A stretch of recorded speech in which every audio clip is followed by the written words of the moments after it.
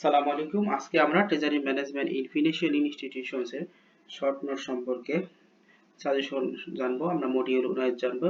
এই মডিউলগুলোতে আছে কয়েক বেশি পড়লেও খুব বেশি না, অল্প কিছুই, তবে আপনারা ধারণা নিলে অন্যান্য ডেসক্রিপটিভ কোশ্চেনগুলো আনসার করতে পারবেন।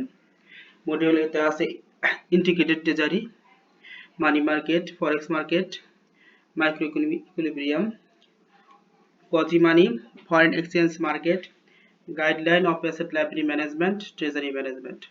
Module B তে আছে the payment system, demand for money, liabilities of offshore banking operation, government security, reverse repo, difference between CRR and SLR, demand and time liabilities DTL বলে।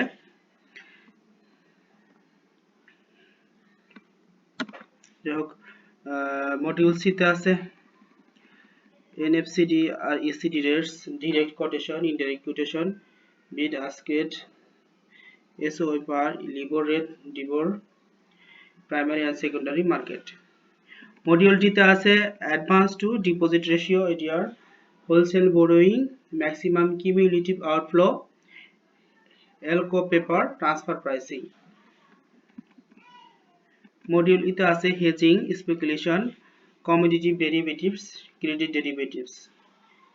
মডিউল এফ এ রয়েছে coupon, par value, yield to maturity, duration and convexity, secondary markets.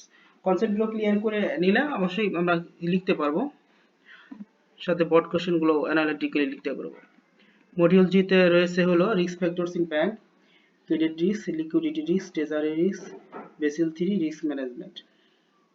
আশা করি আপনাদের উপকারে লাগবে। উপকারে লাগলে আমার ভালো লাগবে। থ্যাংক ইউ সবাইকে। আসসালামু আলাইকুম।